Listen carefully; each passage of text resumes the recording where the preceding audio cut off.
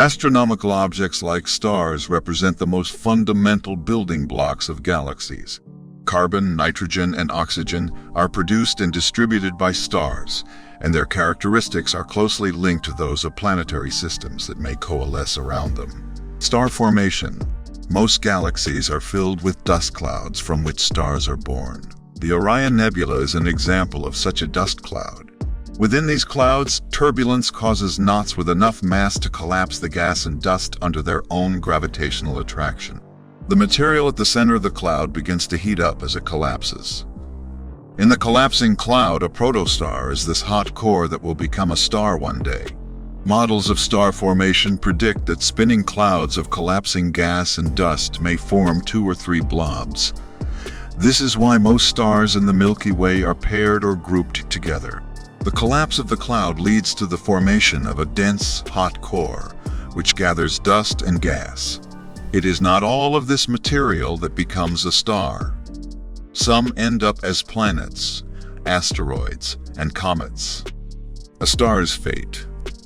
Generally, the larger a star is, the shorter its life, though all stars, except the most massive, live for billions of years.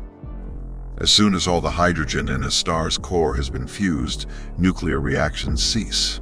Without energy production, the core begins to collapse into itself and becomes much hotter.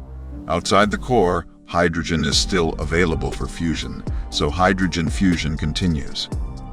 As the star's core grows hotter, the outer layers expand and cool, transforming it into a red giant.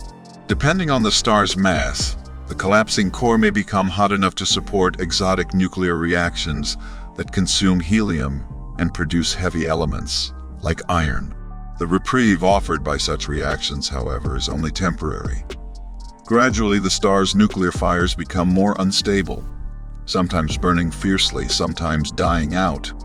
Due to these variations, the star pulsates and throws off its outer layers, enclosing itself in a gaseous and dusty cocoon.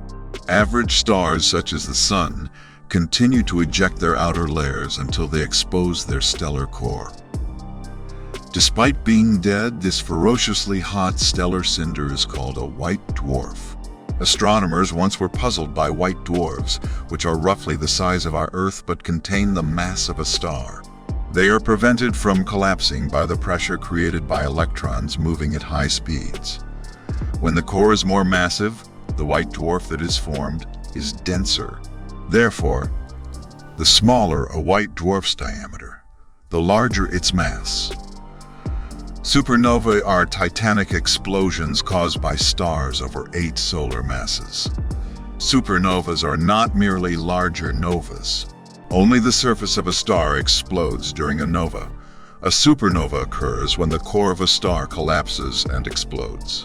Stars with massive cores produce iron through an intricate series of nuclear reactions. Thousands of miles of core shrink to only a dozen in just seconds, and the temperature spikes 100 billion degrees or more. After the star's core collapses, its outer layers rebound with the tremendous release of energy and are violently thrown outward. Energy released by supernova is almost unimaginable. Thanks for watching.